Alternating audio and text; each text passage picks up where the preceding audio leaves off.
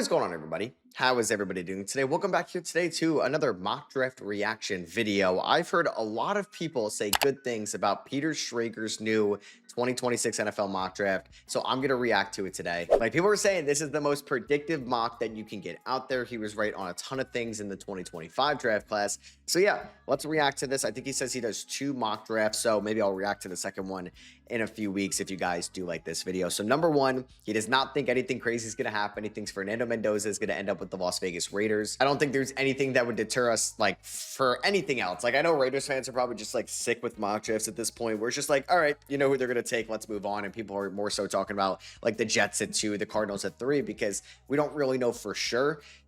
I don't think Ty Simpson's going 1. We probably would have had a trade by now if they were actually serious about trading out of this pick. They pick up Kirk Cousins. I guess maybe the question is, when will Mendoza actually play his first game with the Raiders? Because you're going to assume Kirk Cousins will actually start the season for them as well. So next up, the Jets. Now, this is where, I don't know. I think it's like, I think Arvell Reese is the better player, and I would take Arvell Reese at number 2. But when you listen to like Todd McShay, Albert Breer, now Peter Schrager, a lot of people think the Jets are going to go with David Bailey. A lot of people have comped him to Aiden Hutchinson during his time at Michigan, and the guy that coached Aiden Hutchinson in Detroit on that defense, Aaron Glenn, the now head coach of the New York Jets. So David Bailey could definitely be in play at number 2. You look at like his like get off speed, his first step.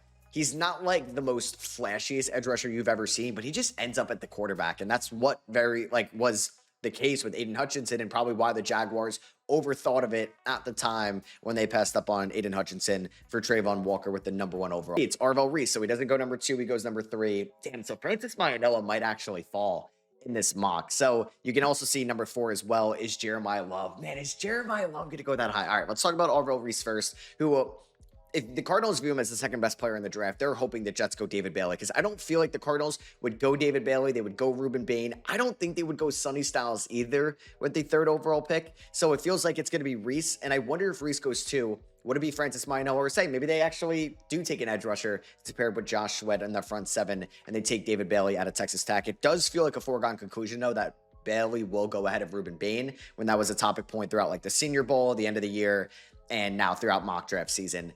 Number 4, though, the Titans go in Jeremiah Love. This would be kind of crazy. I don't really agree with it. Now, I do think the Titans have a better offensive line right now than what the Raiders had last year when they took Ashton Jeanty in the top 10. There's just so many other valuable positions that the Titans need. They basically still need everything, right? I don't think they're taking Caleb Downs at 4. They're probably not taking Mansour Delane at number 4. But you could take Ruben Bain. You could take Sonny Styles. You could take Francis Maianella to protect Cam Ward. You could take Carnell Tate to be a wide receiver 1 for him. I mean, they're still high on probably J.C. Latham. You have Peter Skoronski. The Cushenberry signing didn't work out a couple years ago. They gave Dan Moore a lot of money last offseason, so I guess it doesn't really make a ton of sense to take Francis Maianella. Oh, man. I mean, Jordan Love and Cam Ward excites me a ton. It gives you this playmaking weapon. The best running back you've had since probably Derrick Henry, which wasn't that long ago. He's obviously better than Tony Pollard and Tajay Spears. Both of them are free agents at the end of the year. I just think if you're going to go with an offensive skill position player, if you're high enough on Carnell Tate or Jordan Tyson, that's who you take here at number 4. It's probably going to be more so Tate than Tyson going in this range. It's just hard to justify this pick for the Titans at 4 when they need just so much going forward. Like, if you take Ruben Bain, and now you have Ruben Bain, Jeffrey Simmons, John Franklin Myers, oh man, Jermaine Johnson on the defensive line, like, that's something, man. That could be a top 16 unit. Top 16 defensive line unit, which is so much different than what you guys had last year.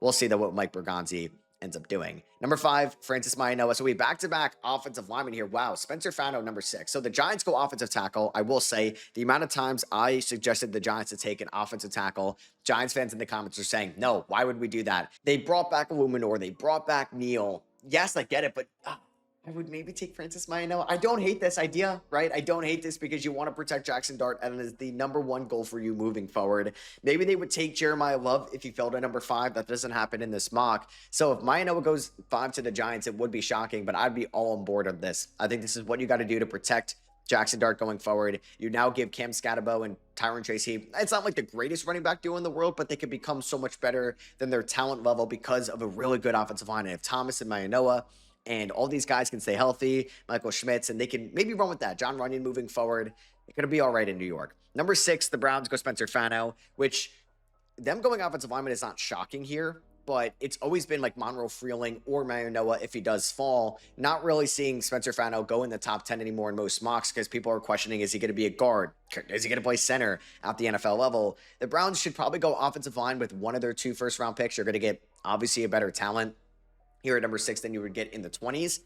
I would probably go Carnell Tate, though. I know like if it's Mawanoa or Tate, I would take Francis Mawanoa. But if it's Spencer Fano or Carnell Tate, I'm taking Carnell Tate. Who's going to be the wide receiver 1 for this team in a few years? I'm not super high on Jerry Jeudy. And like Quinshon Judkins, Harold Fannin, and Carnell Tate is really something you can work with moving forward. 7, the Commanders get Sonny Styles. I'm sure they would love this. I mean, this is great for Washington. I think they would also like Jeremiah Love, but if they have the choice of Sonny Styles, who could go probably as high as 4 to the Titans, maybe as high as 3 to the Cardinals, but if they can get him at 7 or have the option between Styles, Ruben Bain, Caleb Downs, I mean, Dan Quinn's got to love the way that this draft has fallen for them. And you take Sonny Styles, it's a breath of fresh air from Bobby Wagner on the older side. Now you have Sonny Styles and Leo Chanel, like maybe the most underrated pickup of the offseason in free agency, right there in your linebacking core. That's basically Fred Warner reincarnated into one, right? So that's who Adam Peters had in San Fran. Peter Schrager mentions it here. I mean, Styles is just a freak athlete. So Ruben Bain goes to number 8. As much as I want to see Tyler Shuck get another weapon, yeah, I guess that could probably make a ton of sense too. I wonder if they would go corner or Caleb Downs, right? Like their cornerback room isn't the best in the world, led by Corlid McKinstry. Would you think this is high for Jamon McCoy or Mansour Dwayne? Probably, but you can get Ruben Bain, small arm like the side. They need another edge rusher. They need like the edge rusher going forward. Chase Young had a little bit of a career resurgence last year. Well, maybe a little bit is underselling how good Chase Young was for them last year. Now you have Ruben Bain and Chase Young moving forward. You can probably work with that in New Orleans, and I think you want to beef up that defense. That wasn't great at times last year. So obviously I want to keep giving weapons to Tyler Shuck to maximize what he could be in this rookie contract when he's in his mid-20s. But if Bain's on the board at 8, you should probably hop all over that. I'm sure Kansas City is not thrilled with that because they would probably take Bain at number 9. Whoa, Jordan Tyson at number 9. So I've seen offensive tackle here, and I've seen a lot of Chiefs fans say, why would we do that? We have Josh Simmons, we have Jalen Moore. Moore's a free agent at the end of next year, and is he good? We don't really know. But if Bain is off the board, if Bailey's off the board, you're probably upset if you're Kansas City, unless they really like Keldrick Falk. I don't really think there's another edge rusher to go with here. I don't think you're going to take a defensive tackle here either. So you go Jordan Tyson.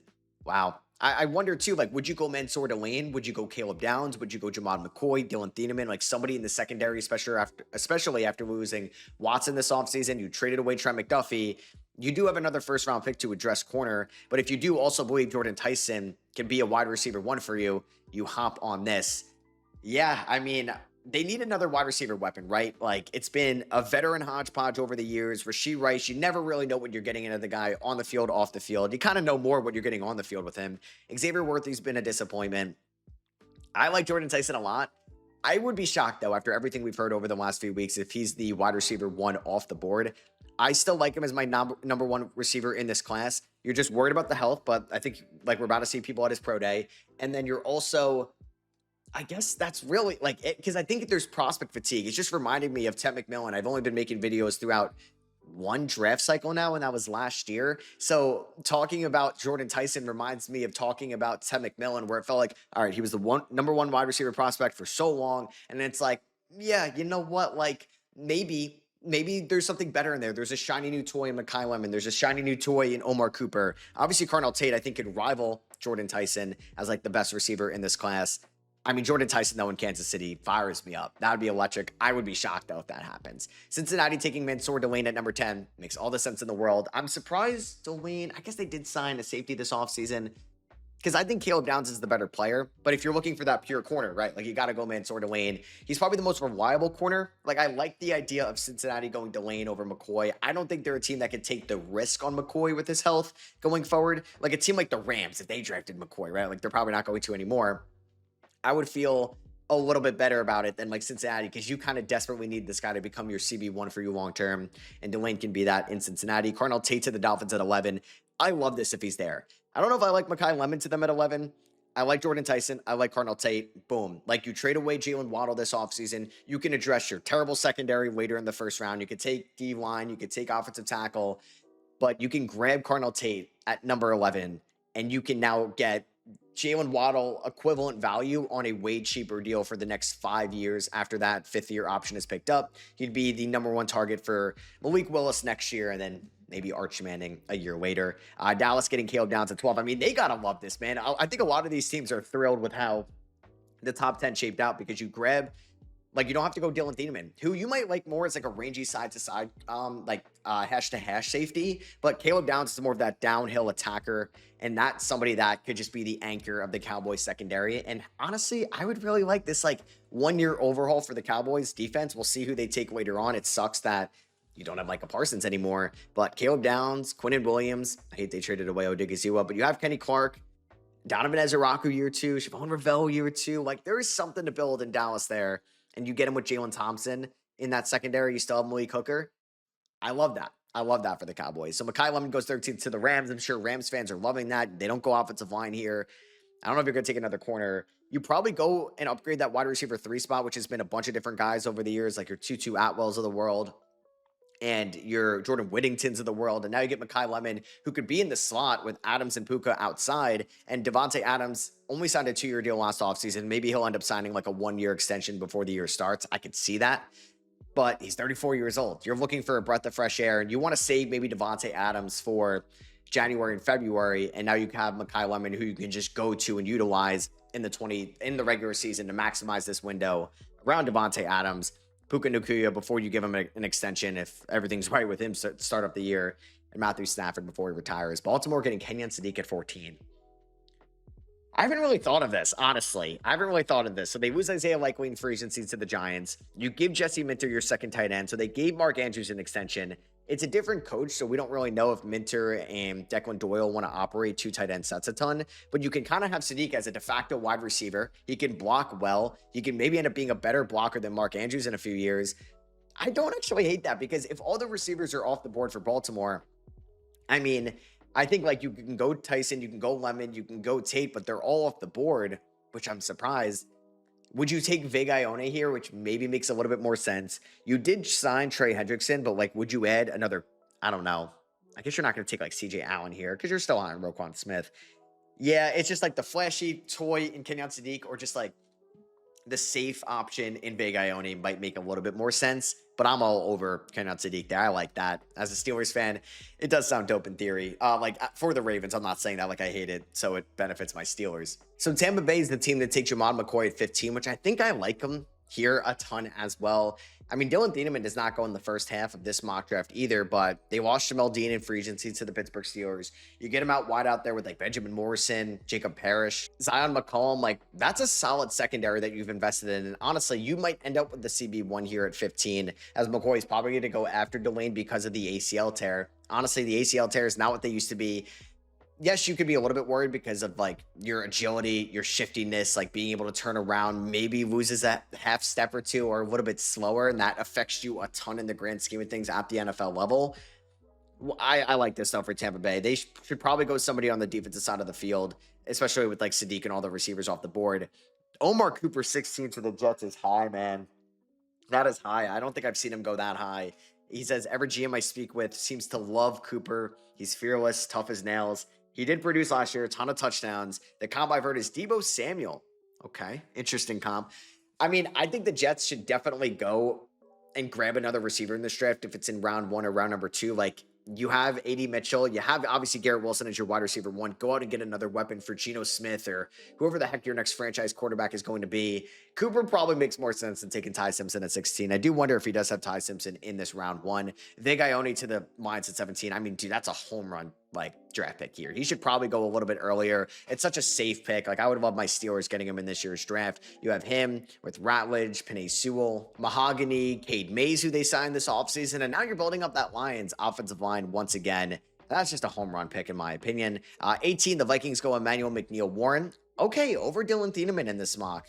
Huh. I haven't seen that too much either, but you get Brian Flores, another chess piece. I've mocked Jamad McCoy a ton to this team. I have mocked Dylan Thieneman a ton to this team. So I would not be surprised if they go secondary in the slightest. Monroe Freeland going 19 to the Panthers. Now, this was like a combine. I don't even know if riser is the right word. Like, he just shot up and skyrocketed into top 10 of mocks, like going number 6 to the Cleveland Browns. Panthers could definitely look for somebody on the offensive tackle spot. I wonder, like, are you not as high on like Taylor Moden, Kwonu? You have Damian Lewis on that offensive line. I could be butchering it. Damian Lewis, I think. And then you have Robert Hunt, who they signed a couple off seasons ago. You lose Cade Mays.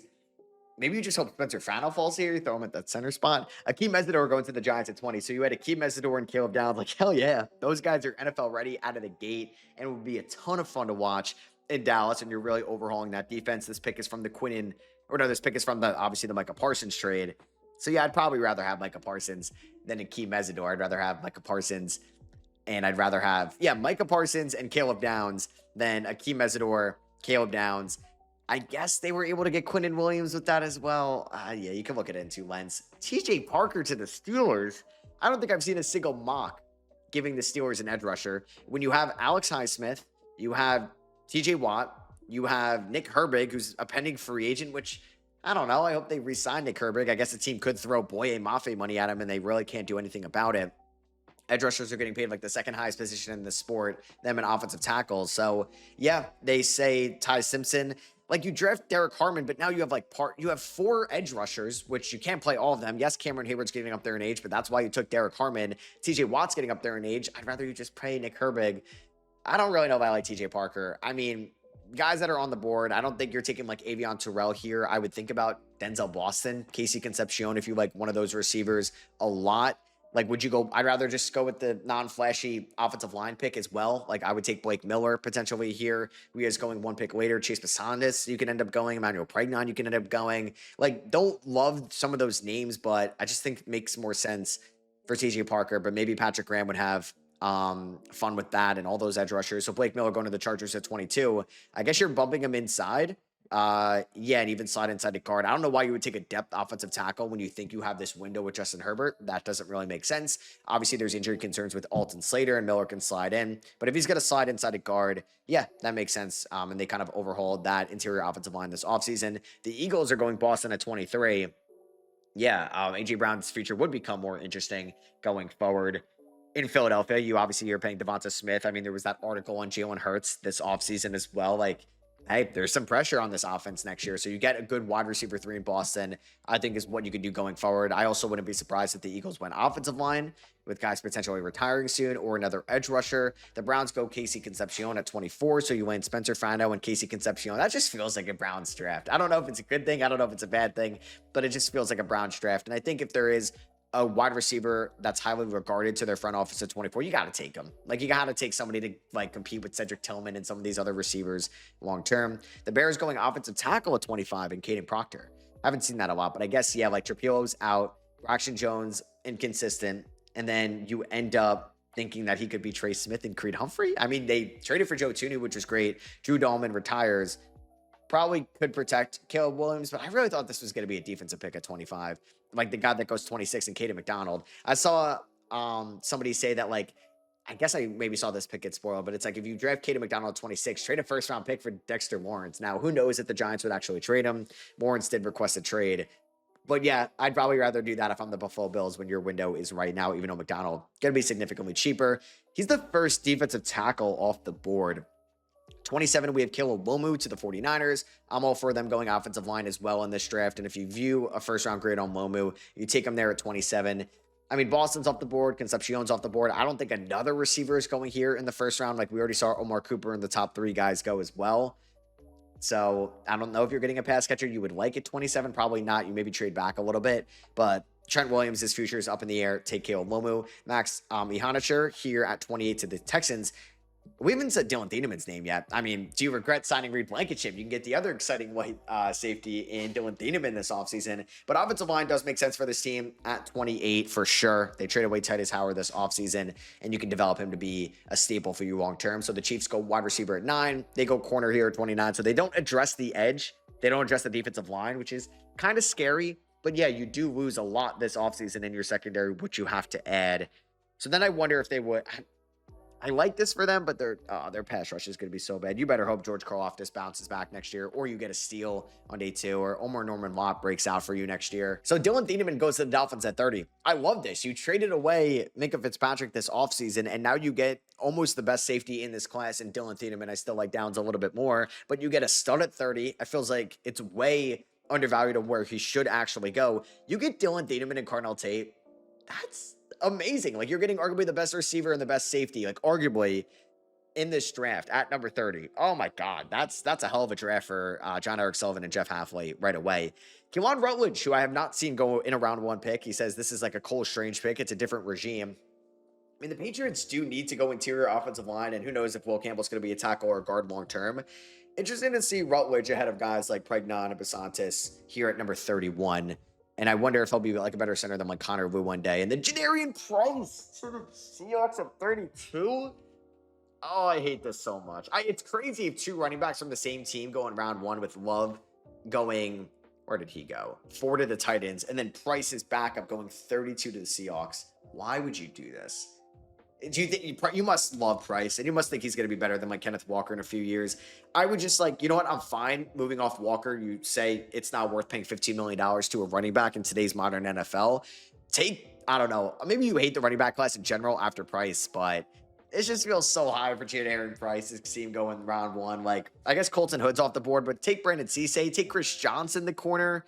I think you can go some other options if you're Seattle. Like, depth offensive line doesn't hurt either before taking a running back. This feels Clyde Edwards hilarious here at 32. So that is going to be for me. Hope you guys did enjoy. If you did, I would appreciate you dropping a thumbs up. Let me know what you guys think about Peter Schrager's mock down below. Maybe I'll react to a second one if you guys did enjoy this video. I will have like my official mock probably out in a week and a half or so. So make sure to subscribe for that. Catch y'all on the next one. Peace.